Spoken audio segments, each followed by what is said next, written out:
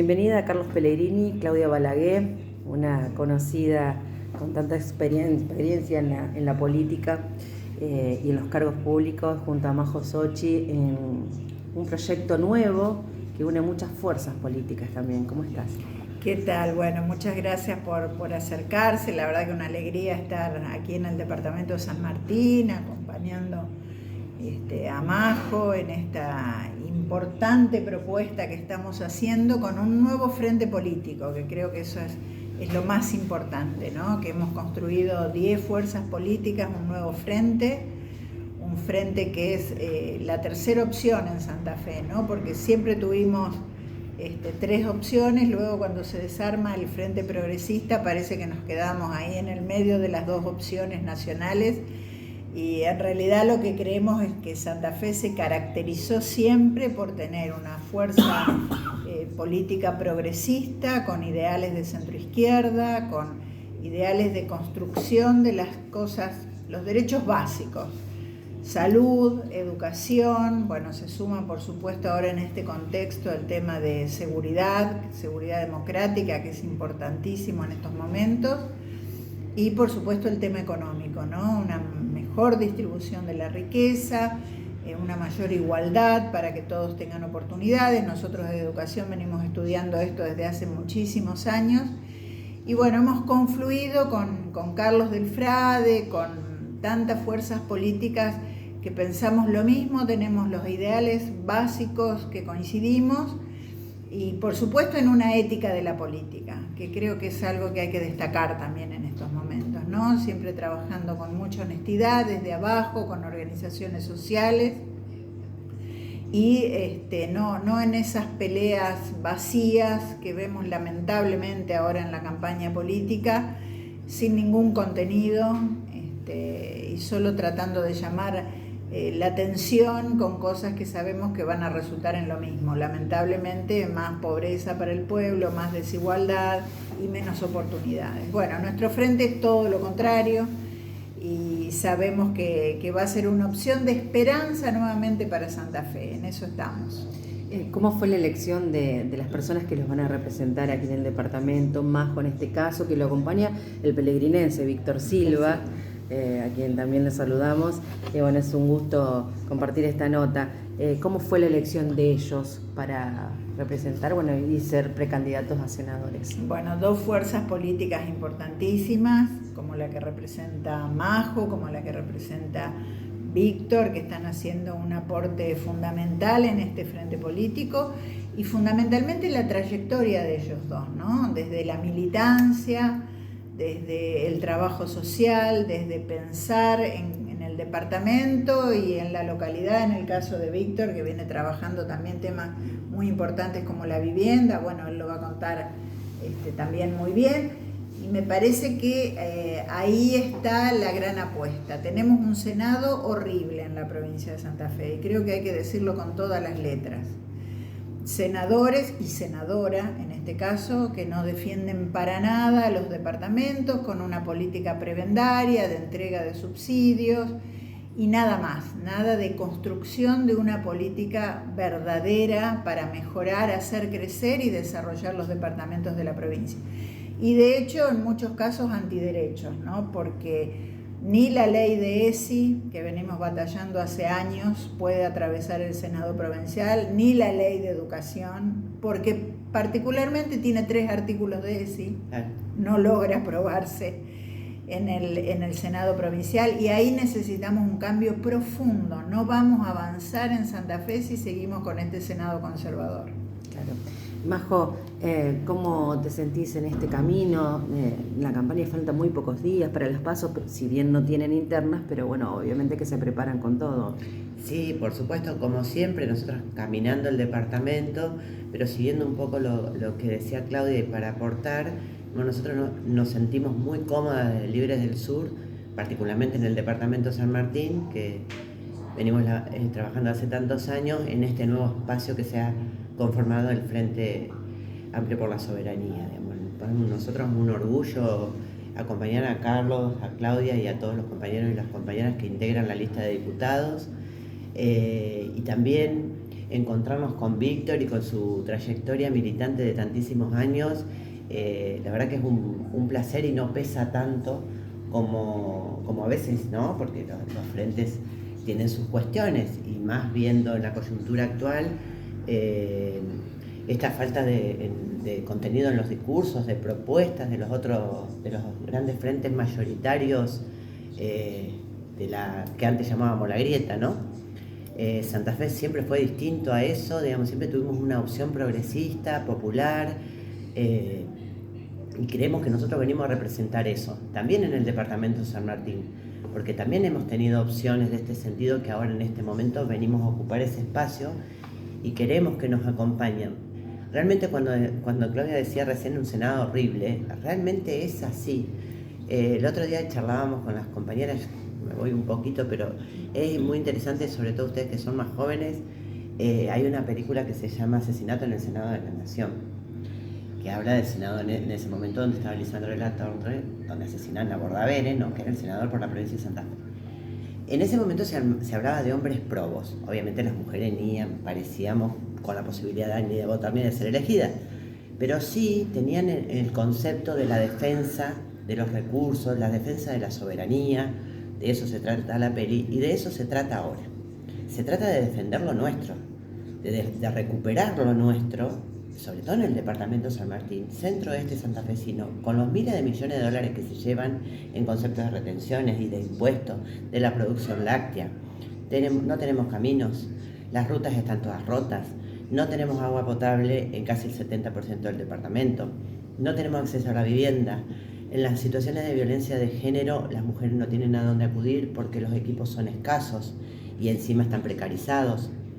Tenemos un montón de dificultades que la única manera es llegar a ocupar una banca, no para ir a calentar la silla durante 20 años y hacer esa política de prebenda de te doy para pagar la luz, chica. Hay una necesidad urgente y creo que es un momento de transición en la política, de ocupar y de sanear el Senado y realmente con coraje, con valentía y con coherencia defender los derechos, en este caso, de los ciudadanos y las ciudadanas del departamento de San Martín. Contanos sobre tu compañero de fórmula, por favor. Dije recién que estaba muy orgullosa sí. de que me acompañe Víctor en este desafío tan importante, con una trayectoria, una militancia de ahora, en este momento, en la Liga de los Pueblos Libres, desde hace muchos años, otra de las agrupaciones que integran el Frente Amplio por la Soberanía, así que un orgullo para mí. Coincidimos, obviamente, en el primer café que nos tomamos, coincidimos en todo, hablamos muchísimo. A mí me gusta en el espacio donde él vive, que es un espacio rural, su casa, pero muy cerca del pueblo, y digo, qué lindo vivir así, pues está ahí a unos metros de la ruta, con su cegüita, y ahí charlamos y hablamos un poco de literatura también, porque nos gustan los dos, y con una propuesta, por supuesto, de trabajar, si llegamos al Senado, para Pellegrini, con estas problemáticas que señalábamos hace un rato, sobre todo el acceso a la vivienda, que es gravísimo. A veces se traen industrias o se piensa en el trabajo, pero no se piensa en la posibilidad de dónde va a vivir esa gente. O sea, si nosotros queremos construir ciudades, pueblos, pasar de comuna a ciudad, también tenemos que pensar en cuáles son las carencias. Bueno, la vivienda es una de las carencias que tenemos, en todo el departamento, ¿no? Al respecto, ¿qué nos puedes contar, Víctor? Bueno, respondiendo a tu primer pregunta, ¿cómo fue que nos encontramos? Bueno, qué sé yo, en cada uno de los partidos, ¿de acuerdo? Se debe haber armado, como en el nuestro, un tipo de plenario. Bueno, se suman distintos partidos, vamos a armar un nuevo frente. Fíjate que si hay alguien de la Liga de los Pueblos Libres, enseguida nos conectamos con Majo y enseguida, como ella dice, con medio café ya nos pusimos de acuerdo qué íbamos a hacer.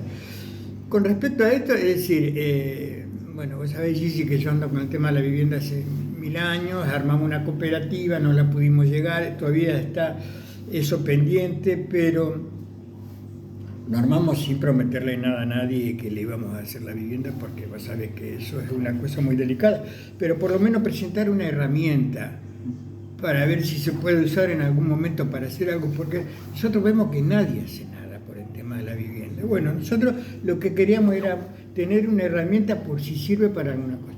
Eso es un drama muy grande porque vos ves que los alquileres se fueron por las nubes.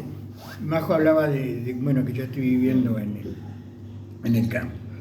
No solamente no porque yo sea campesino, porque ni siquiera sé cómo son los yuyos, pero el hecho de que yo ya no podía alquilar más en el pueblo. Cuando mi señora jubilada con la jubilación mínima, yo con la jubilación mínima, ¿cómo hacemos para pagar un alquiler de 80.000 pesos? Entonces, eso lo tienen que estar viendo las autoridades, la Cámara, los senadores, los diputados, el gobernador, la presidenta de la comuna. Alguien tiene que empezar a moverse por el tema de la vivienda porque es muy grave. Entonces, bueno, yo tengo esa inquietud porque la vine trabajando de hace mucho, pero hay muchas cosas que hemos hablado con Majo que desde la Cámara de Senadores se pueden ir llevando adelante. Bien, muchas gracias. Claudia, discúlpame, ¿no? Bueno, hoy en Carlos Pellegrini, 10:30 tenés una charla que, bueno, de suma importancia, que habla de la educación.